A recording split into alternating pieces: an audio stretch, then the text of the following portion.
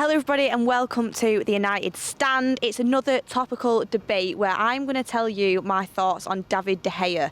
Whether I think he can remain as Erik ten Hag's mainstay #1 goalkeeper at Manchester United during Erik ten Hag's managerial era. And I spoke about De Gea before Erik ten Hag came in when we knew that we were getting him as a manager, and I've spoke about him since. I did say I would give him this season to prove if he can be that modern goalkeeper. We know he's a great shot stopper. We know how good he was last season when he was stopping them shots. But unfortunately, in the modern game, and the goalkeeper position it's developed massively, probably one of the biggest positions where it's developed. And David De Gea, I feel like he's getting left behind when it comes to modern goalkeepers. You can be a great shot stopper, but that you've got other areas of the game that you need to cover. And this is where I think David De Gea falls short. Under previous managers, we've not played a possession-based game. A lot of it has been counter-attack style, and therefore David De Gea's not really come under as much criticism. Still some. We know his distribution wasn't great, but he's not constantly having to work with the ball at his feet and play out from the back. Whereas under Erik ten Hag, he is a possession-based manager. So he's going to want to play possession-based football, and the goalkeeper is key to this, especially when building up from the back. We've seen it against Brighton and we've seen it against Brentford. David De Gea being culpable, I'd say, for about 4 goals in the first 2 games. And as you could say, he's getting used to this system. We know that David De Gea has never been good with the ball at his feet. Can this really improve? I don't think it can. And the reason being, which I think David De Gea is going to struggle, you saw in the first game against Brighton, you've got David De Gea basically acting as a centre-back when you're playing out from the back, with Martinez to his left and Maguire to his right. And then when he plays the ball, he wants to play it into his number 6. At that time, we had Fred as the number 6. And he's going to take the ball off David De Gea, off Martinez, off Maguire. But unfortunately, it's not just De Gea's fault. We don't have players that are good on the ball. Fred is not press resistant. Harry Maguire seems to lack confidence in his position, and also with taking the ball off David De Gea. Martinez is the only player that is good with the ball at his feet. Hence why you kept seeing Martinez passing it back to De Gea, as he's used to playing with a keeper that can play as a possession-based keeper and act as basically one of the centre-backs. This keeps putting David De Gea under pressure. He fluffs his distribution. He either completely mishits it or he goes to a player that is on the press, and unfortunately end up giving possession away and they end up scoring a goal. To combat this problem, you saw against Brentford, you might have questioned, why did Erik ten Hag play Eriksen as a number 6? Why is he doing that? It's either Fred or McTominay. The reason Erik ten Hag did this is because Fred and McTominay are not press resistant. They are not good with the ball at the feet, and their technical ability isn't there to receive the ball under Erik ten Hag's system. Therefore, you've got Eriksen picking up the ball from David De Gea. But unfortunately, even though he's put Eriksen in that position, it still wasn't enough to solve the problems. The reason being because David De Gea, again, with the ball at his feet, it stems from him. You've got players in positions ready to progress the football up the pitch and ready to play that possession-based football. David De Gea, you see that Eriksen's got a man on him. Martinez and Maguire are free. The men are coming in because Thomas Frank drilled the players very well. The men are coming in, but Eriksen is the only player with a man straight on his back because they know he's the 6 that David De Gea has been told to get the ball out to, and he's going to progress it up the pitch. Unfortunately, David De Gea, because he's not comfortable with the ball at his feet, he's not used to playing this style of football. He just goes with what he thinks he should do, which is pass it straight out to Eriksen. He doesn't think outside the box and think, he's got a man on him, I'm going to go to Martinez, I'm going to go to Maguire, or potentially he could have even kicked it long if he had accurate long distribution, which is another area he's consistently failed in. So building up from the back, and a lot of you would say he's not our main problem. When you want to play possession-based football and build the progression and play the style that Erik ten Hag wants to play, you have got to have a keeper that can allow this to stem from the back. Your defence has got to have confidence that your keeper is going to be able to be comfortable on the ball and he's going to be able to distribute the ball comfortably. They know that David De Gea isn't great at that. That puts them in an uncomfortable position. And then you can look at the defence. Martinez is good on the ball. Harry Maguire does seem nervous. I agree. And you look at the midfield, they're not great on the transition either. Erik ten Hag is going to have to get transfers in with players that are comfortable on the ball and comfortable in transition and are press resistant. That is a problem with a lot of our team. It's not just David De Gea by any stretch. But starting with the goalkeeper, if it keeps happening in this way, teams are going to be on us from the start. They're going to be on us from the jump. And I don't think you can afford to do this in Erik ten Hag's system. And you think to yourself, does Erik ten Hag play a different style? Does he completely invalidate David de Gea from doing the build-up from the back? Do we just play from Martinez? Or does he get a different keeper in?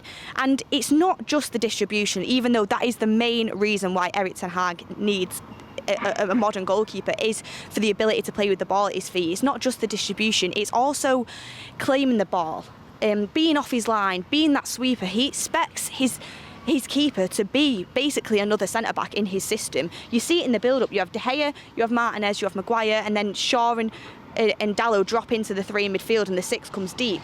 But even out in possession, when we get depossessed, you expect David De Gea to be holding a high position to compensate the high line. And we've seen that this hasn't been the case, and he seems nervous doing so. You see other keepers like Sanchez, like Alisson, like Ederson, they are comfortable coming off their line and being there. You saw it in the Brentford game. Raya, he was off his line like a shot and got in before Rashford. You do not see David De Gea reading the game this way and making good positional runs. It just doesn't happen, which is another area where when you're playing a high line, you need your keeper to be able to be that last defender. I don't think David De Gea can do that, and that is again where we're going to get caught a lot of times. Of course, the defence, Maguire is slow. He's not an Erik ten Hag centre-back. We know this. But for a keeper, we're analysing the keeper here, he needs to be sweeping, and he doesn't do it. And then I looked at some stats. In the 21-22 season, he was the best shot stopper in the league. The second best shot stopper in the league. I think Sarr was just above him. But he also had the most shots fired at him. So, of course, I'm not taking anything away from him. He was the best shot stopper. But when you look at claiming the ball, which is claiming the ball and punching the ball and just being that presence in the box, he actually was bottom of all keepers in the league. And for a team that's playing possession-based football, and for a team that needs their keeper to be involved in the game as basically another on-field player, we cannot afford to have a keeper that is bottom of the league for being in contact with the football. It can't be happening. So we didn't recognise it as much last year because of the problems that we had and the type of football that we were playing. But when we're going to play this Erik ten Hag system, and he's going to need his keeper to employ that modern goalkeeping style, you're going to see him come under pressure, and you're going to see these mistakes consistently happening if something doesn't change. I've always said you can coach a player can try and change his game. People said he wasn't asked to do this before. He wasn't asked to do this before, you could say, but he's never been good at it. And does a keeper that's not evolved over the last 10 years really evolve now? I'm not sure. You've got up-and-coming keepers in the league that are just 10 times better in these areas, and that is where the modern game's going. I think if Manchester United got someone like Sanchez at Brighton, a brilliant keeper, he comes off his line, he sweeps, he's a presence in the box, he puts his defenders at ease with how just his stature and the way he conducts himself from the back line. That is the type of person Manchester United need. David De Gea, for me, he doesn't show any authority on his box. He's stuck to his line, and I don't think you put confidence in your defence if you're going about that way. And I tell you, he's been a brilliant keeper in the past, but times change and we're moving on to the future now. We're moving on to the modern game. There is a reason he used to be in the Spanish national team and now he's not. Raya at Brentford is in the Spanish national team. A Brentford goalkeeper is in over Manchester United's first team goalkeeper. We can't just keep looking back on the past and how good he's been previously. And I think you can say, David De Gea, you have been brilliant for us in the past. He's been Player of the Year multiple times. But it's time to move on from that now, and it's time to start a new chapter, I think, with a modern goalkeeper. Some would argue it's not top priority. Jordan tried arguing with that on the fan forum. But I do believe a keeper is a really important position on the pitch for any football team. You see it with the top teams. They have top-class keepers, and that we need that. Granted, we have so many other poor positions on the pitch that we need to change, and I'm not disputing that. But what I'm trying to say is, outfield players, you can switch them in and out. You can sub different players on, and you have squad rotation. You can find a player that fits a position differently. For example, Maguire, he's too slow. You sub him Varane and you can put Bailly on. If Erik ten Hag really wants to change that, he's got a few options. Granted, we definitely need to be hunting in the transfer market more for more options. But when it comes to David De Gea, you've got Henderson now in Nottingham Forest. The only other alternative is Tom Heaton, which it's not a second keeper that's going to come in and take the first keeper's place. It's not. And this is why it bothers me, because we've got no other option, and it's a position that I don't think can fulfil, and that's going to cost us mistakes across the season. Harry Maguire cost you mistakes, Scott McTominay cost you mistakes, Rashford, Bruno cost you mistakes. You can alternate them players out. We've not seen it happen. I think it needs to, but you can do that. But keeper makes mistakes.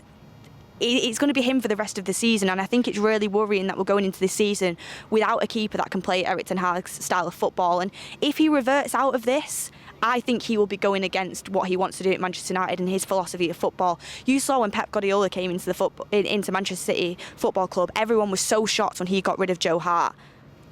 The next keeper he got in, Bravo, he didn't succeed, but he kept going with his philosophy. He got Ederson in, and it's worked for him.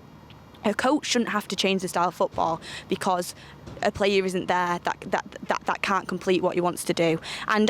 And people say, why isn't he gone after a keeper then? It's a limited budget, and he's not had much time. And also, I'm not trying to say here that Henderson should be starting for Manchester United. I've just named Sanchez, who I think is better than both of them, and I think would be a brilliant replacement for David De Gea.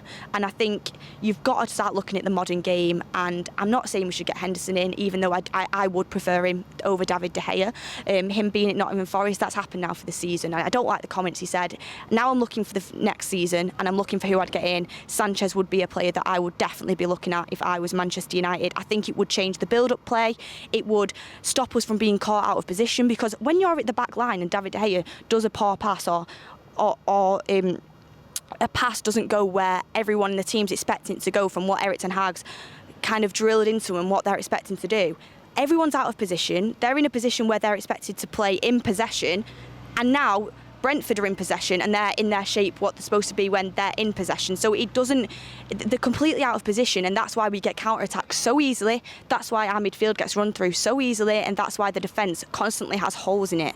Obviously the players playing in their positions, defence and midfield, aren't good enough, but it isn't helped by the fact that straight from the get-go, players are out of position, there's holes in the defence, because straight away the passes are going wrong and we're not allowed to do that build-up play. But that is my take on David De Gea for the start of this season. I hope he improves.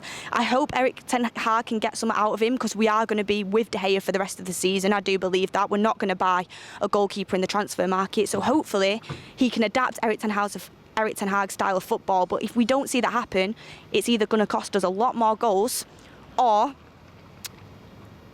Erik ten Hag's going to have to change his style of play, which I really don't want to see happen. I really don't. So hopefully we can combat that. But the likes of Liverpool coming up, Salah pouncing on De Gea, it will be very, very, very, very bad if things don't change in that position soon. But yeah, thank you for listening, guys. Get in your comments down below. I know I'm going to get mixed opinions on this. I know some of you absolutely love De Gea.